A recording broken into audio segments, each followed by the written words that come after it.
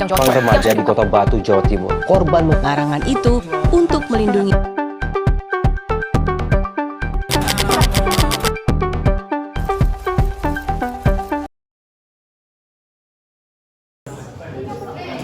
Assalamualaikum warahmatullahi wabarakatuh.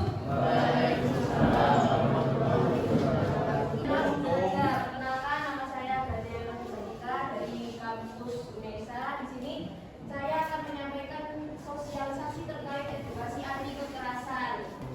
Jika dilihat dari rentang generasinya, kita termasuk generasi apa? Gen Z. Karakteristik dari Gen Z yang pertama adalah berani berbicara dan bertindak. Biasanya lebih vokal dalam menyalurkan isu dan kekerasan di media sosial. Tapi di dunia nyata berani nggak? Kira-kira? Berani speak up nggak di dunia nyata? Berani dia siapa? Terus kedua, mengutamakan kesetaraan dan keadilan tentang bantuan tentang pentingnya konsen dan hubungan sosial. Ini ada beberapa video terkait kekerasan. Nah, ini jadi cuplikan dari beberapa kasus kekerasan yang pernah terjadi di negara kita tercinta, Wakanda. Ya, coba nih lihat cuplikan-cuplikan tadi. Apa yang kamu rasakan atau pikirkan setelah melihat video tersebut? Apa? Miris. Stop. Miris, kecewa, sedih. Yuk, campur di satu ya. Kemudian di sini ada jenis kekerasan yang diatur Permendikbud nomor 46 tahun 2023. Ada berapa ini? Yang pertama adalah kekerasan secara fisik. Kekerasan fisik adalah tindakan yang melibatkan korban secara langsung dengan tujuan menyakiti, melukai, atau mengintimidasi. Contohnya apa? Memukul, kemudian mengamuk, kemudian apa lagi? Menjambak. Oke, ada apa? Ada yang pernah terkena kekerasan secara fisik nggak di sini? Ngaku aja wes, ngaku aja, speak up aja. Nanti ditulis kalau Gen Z itu dia berani speak up. Ayo, siapa yang pernah terkena kekerasan secara fisik? Saya. Betul-betul karena nakal. Itu edukasi. Oke, lanjut. Next. Kemudian kekerasan secara psikis. Tahu nggak psikis itu caranya apa? Ada yang kena mentalnya nggak gini? Kekerasan secara mental ada yang kena nggak? Alhamdulillah. Oke, next. Kemudian perundungan. Perundungan itu apa? Bully. Siapa yang pernah dibully? Oh, ini saya ini terus dong.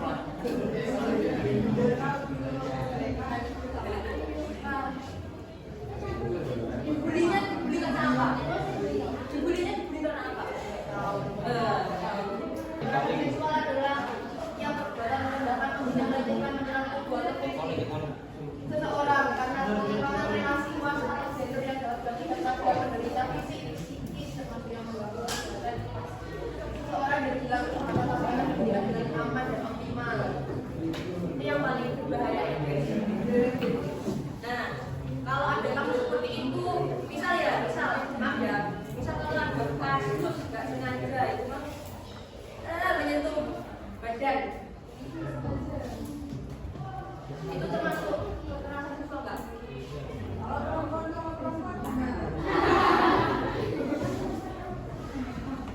Yo, menyentuh tangan juga nggak salah. Kalau menyentuh yang sengaja ada tanya itu, nggak sengaja atau berlalu sengaja. Tentang kekerasan ini paham ya? Di sini ini kalian mulai dengar setiap waktu ya. Oke. Diskriminasi dan intoleransi.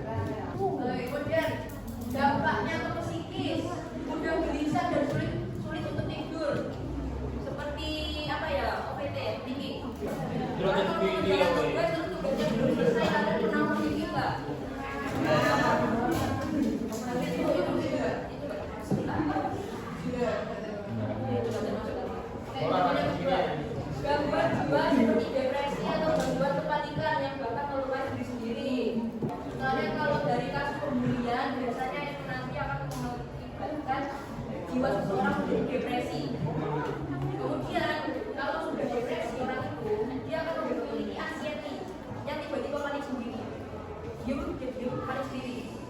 Terus biasanya orang untuk menghilangkan anxiety-nya itu dia akan melukai diri sendiri. Ya terserah mau dia pukul-pukulin sampai tangannya lemah, tangannya hancur. Pokoknya itu adalah cara dia untuk menenangkan dirinya sendiri. Soalnya dari hal ini bisa dilihat jika dia mendapatkan bulian ataupun diskriminasi. Oke, paham ya? Paham? Oke. Muncul gangguan stres, ini sama kayak kemudian untuk dampak sosialnya yang pertama adalah sulit mempercayai orang lain atau trust issue. Siapa yang di sini memiliki trust issue pada temannya sendiri? Trust issue kenapa?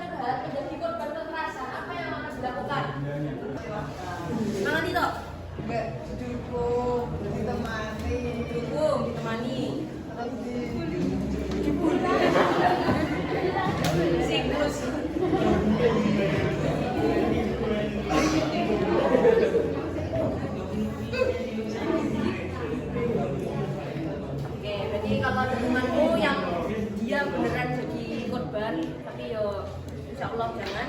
Jadi kamu akan memberikan dukungan serta menemani dia. Ya, oke. Dan membantu dan memberi solusi. Jika temanmu adalah korban, merasa ya.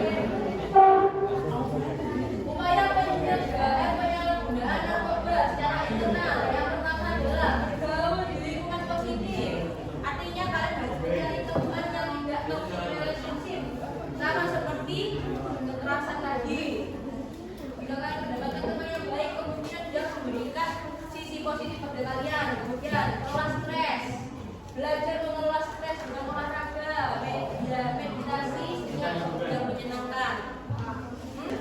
Kalian kalau stres biasanya ngapain? Main tambah stres, oke? Sholat, apa? Sholat, ya. Nangis, merenung pada diri sendiri. Makan. Ngaji. Makan. Kalau stres, kalau stres pesan saya jangan menyakiti diri sendiri atau self-harm, oke? Kemudian upaya pencegahan penyalahgunaan narkoba secara eksternal. Yang pertama adalah pendidikan anti narkoba. Contohnya apa?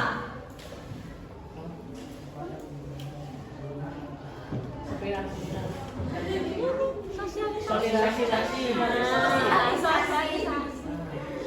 Seperti ini contoh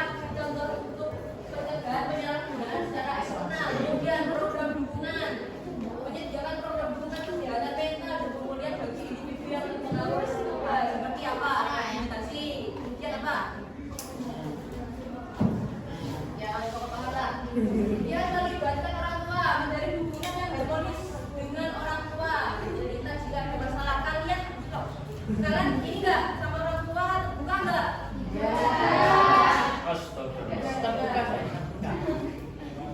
Jadi kalian kalau ada masalah enggak pernah cerita sama orang tua? Ya. Siapa pacar? Ya. Status sama kecil. Bahaya nafsa. Nafsa itu apa? Narkotika, Narkotika, psikotropika, dan aktif. nafsa, narkoba dan narkotika, psikotropika, dan bahan adiktif lainnya. Ini dapat mempengaruhi sistem saraf pusat yang memiliki efek berbahaya seperti halusinasi. Narkotika, ada yang mau baca nggak? Bareng yuk.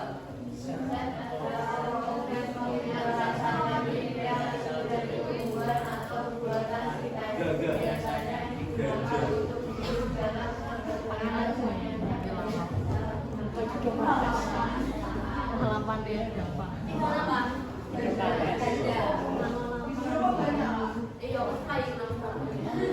Menurut Indonesia,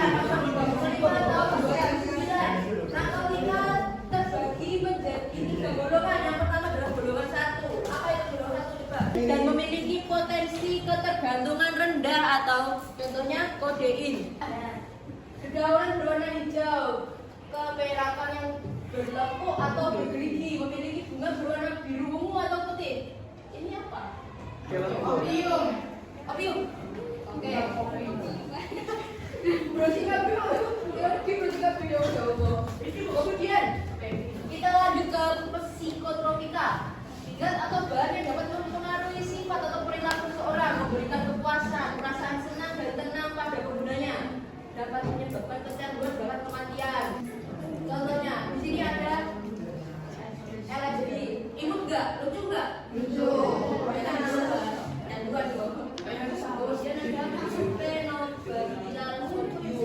Nah, ini tanda-tanda kalau kalian mau beli obat, dilihat dulu. Di kemasan obat itu kan ada warna biru, ada warna merahnya. Nih, lihat. Kalau yang warna hijau ini obat bebas, yang warna biru adalah obat bebas terbatas dan lain sebagainya. Ada yang ada yang pernah beli ini nggak? Yang pertama ada narkotika.